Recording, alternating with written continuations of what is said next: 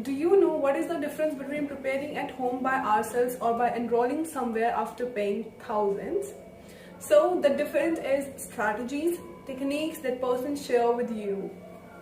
Hey everyone, I'm Lakshmi and welcome back to my YouTube channel, or welcome to my YouTube channel. If you are new here, then you should subscribe and press the ringing bell beside that so you do not miss any of my video and get notification of all. So guys, today I'm going to tell you the secret of speaking and the writing section. Basically today I'm going to share only about speaking, like how you can improve your speaking. Although if you are going to give an exam of your IELTS, then the things you should take care of so that you will not miss your band scores.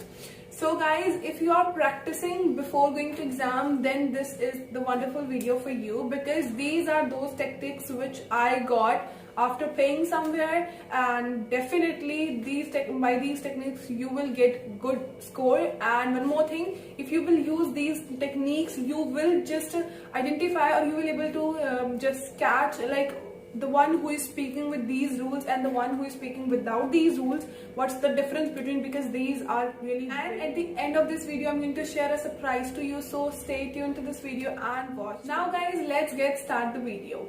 Initially I would like to tell you about the basics of speaking, which if you know these, then well and good. If you don't, just watch throughout. So the very first thing is there are 4 sections in the speaking module. I know you are aware about 3, part 1, part 2, part 3, but you are missing the introduction sector. So initially when you will give exam in front of your examiner, you will have an introduction question with you, and then they will start asking questions based on part 1, part 2 and part 3. Today I'm going to share the techniques, or you can say some rules of speaking by which you will get your perfect band score. It is these rules which I'm sharing with you is although for academics and the general student, both can use these rules, but basically if you want to grab the 8 and more band score, then this is the best technique for you. So we can say in short, if you are a general student, then this is the best video for you. And definitely if academic student will follow these rules or some of these rules, then definitely they will get their required band score. So let's get start this video. So the very first thing is introduction question. Introduction questions are those questions in which examiner asks about you, like who you are, from where you are, and why you are here, or maybe they can ask about your academics and other things as well, like what you are doing these days, are you working, are you studying, like this. Like I know you must be aware about of Makara, because at that place you will get many of the questions. If you don't, then please go and search about Makara and you will get about it, and by this you will get multiple questions which can be asked in your speaking test maybe. Okay, so the very first thing is introduction. Like examiner can ask you what is your name, and you can reply with that. Your reply should be genuine. Like we all know, we usually reply like I am this, or I'm this, or we just directly say this is Lakshmi Nehra, and like this. So guys, there should be something different, like what you are saying should be different from others. So this is thing. Okay, so let's go with that. Like initially examiner will ask you introduction questions, and after that let's come to part 1 questions. Introduction is pretty easier. By introduction and the part 1 question, examiner just determine you that till which band you are going, but as per the protocols they have to complete part 1, part 2 and part 3. So let's come to part 1. We all are clearly know that part 2 questions we have to give 2 minutes at least, but the time duration is 1 to 2 minutes, or in between examiner can stop you while speaking, and that's not a big deal. So the one thing which you have to take care is you should know the other timelines as well. You are aware about part 2 timeline, like you have to speak 1 to 2 minutes, but do you aware about how much time you need to speak for part 1 and part 3? Like I am came to know about a student who was speaking gradually, and her speaking was really nice, but still she hadn't got her required band score. What's the reason behind it? And the reason is the timing and some important things as well, which I'm going to cover today. So the very first thing, in the part 1 question you have to cover 8 to 12 seconds only. In 8 to 12 seconds you should give your answer, and that's it. Just finish that conversation at that place only.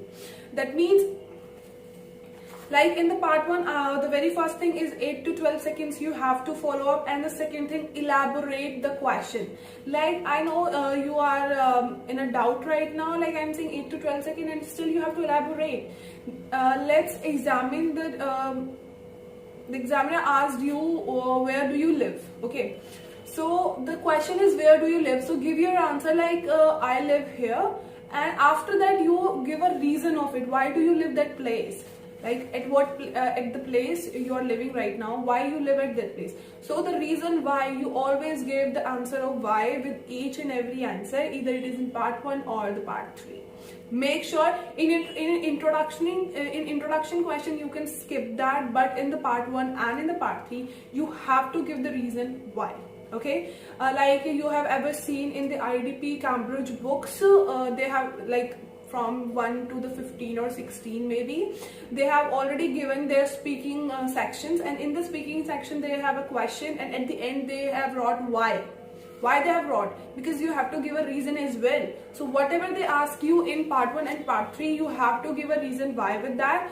Like let me give you an example. Like if they ask you about where do you live, so you can just gradually go with that. If it is a part 1 question, then you can answer I live in Delhi because my father have shift here, and so we live together here. Like this you can say, like my father is working at this place, that's why we are living at this place. Or you can say because of the good quality of education provided by here, or I'm enrolled, or you can say I'm enrolled here in one of the university over here, and to just commute easily I just live here.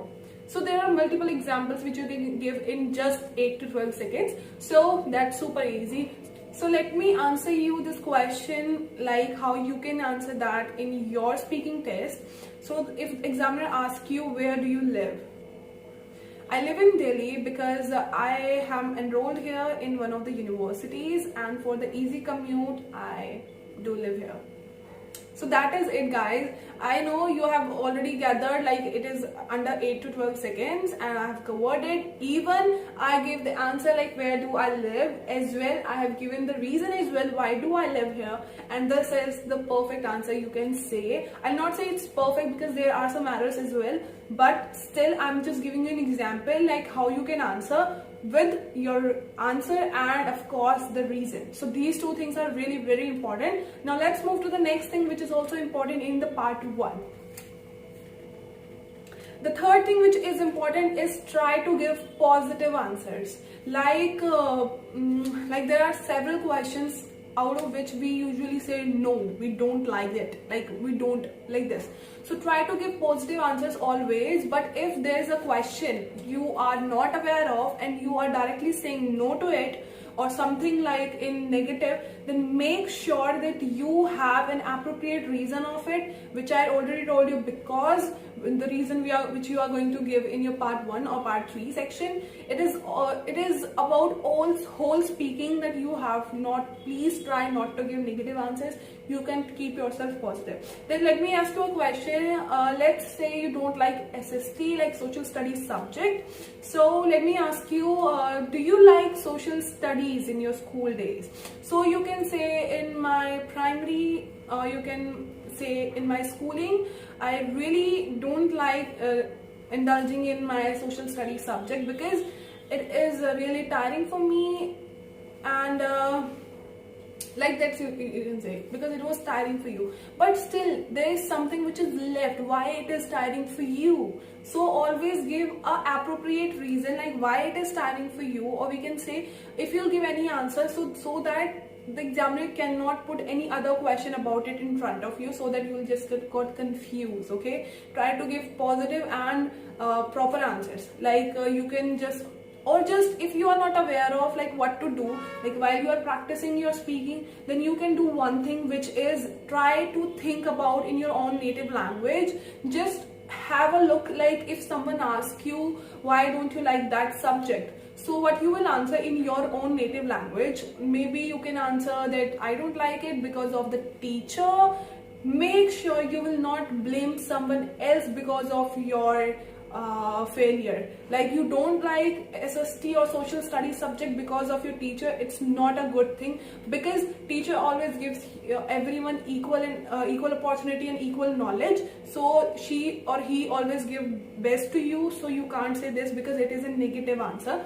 Try not to give negative answer. I hope you are getting my point, like what you can say instead of that, but don't give negative answer. Because if you will say I don't like social studies subject because my teacher was not that much attractive or not that much have that much quality to attract students toward the subject, so this is not that much good, because it is negative point of your teacher, right? Try to give positive answers. But yes, you can say like I don't love to be the part of my social studies subject because I really do not like it from the childhood, because I do not have any interest in you can say some part of the social study, like knowing the history or something like that. Or you can keep it in the positive sense, like no, it's not true, I do like my social studies subject because I love to know about the history of my country and some politics about my country and the past of my country and much more. So you can go with that, because in this you have given the negative answer, no, I do like, and then you put it in the positive sense. Try to give positive answer, because when you give positive answer you have reasons of that, and if you give negative answer, so definitely you will get puzzled. So try to give positive answers. So let's move to the very next tip, which is really important in the part 1, which is the most important, guys. If you are general student, then you have to follow everything which I have told you till yet, which is, and this thing is really very important, which is paraphrasing. Paraphrasing is, guys, something which really help you a lot if you will do this. So there are 4 tips which I have right now give you, which is the very about the part 1. So let's just have a recap of it. The very first thing is 8 to 12 seconds which you have to take. Second is elaborate your question, which is why, like elaborate your answer with why. And the third thing, which is try to give positive answers, stop yourselves to give the negative ones. Fourth is paraphrasing, by which you should go, and this will give you a nice band score, and I can bet to this.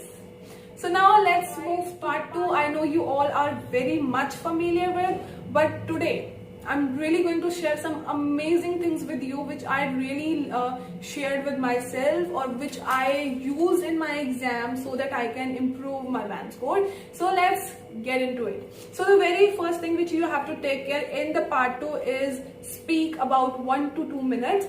You are well aware that examiner will stop you when you are done with your speaking, or when he or she is done with your speaking, that whatever you are speaking is done with that. Okay, the very first thing is 1 to 2 minutes. The second thing is make bullet points. Like they will give you some time, like you can make some notes using your pencil, and they will give you a paper as well. So do make notes, because notes are really very important, and you can speak while looking towards your notes. There's nothing wrong in that. You can do that, because they are just recording your fluency, your graduation, and much more. They are not looking towards what you where you are looking, whether you want to look towards your fans, if you can go with that. If you have fear to look towards examiner, then you can watch somewhere else. That's super easy. You are just don't worry about it. So the very first thing is 1 to 2 minutes. Second thing is make bullet points. Take your time while writing your notes, which is really important. Write notes in the bullet points, in the bullet point form. Okay, the next and the last thing which is really important is make a story. Whatever data they will give you, they will give you a journey, they will give you they will ask some past event of yours, but don't forget to make a story of it, because story makes a graduation. Like when you speak, you will speak gradually if you have a story, and you will done with that, because it's make easy. Okay, so I hope you part 3, which is something sometimes students got fear about it, and part 3 is really important as well, like part 1 and part 2. Every part is important. So the very first thing about part 3 is the timeline. Let's discuss it. So timeline is 25 to 30 seconds you have to speak upon the question, and what you have to do if you want to cover 25 to 30 seconds. The very first thing you have to do paraphrasing.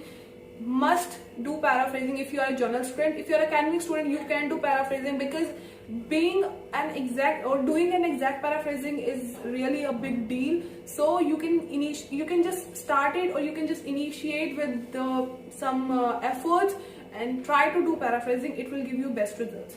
So the very first thing is do paraphrasing, second give reason, and third give one example. You can give like in the single answer you have to do these three things: first paraphrasing, second your reason which you usually give in your part 1.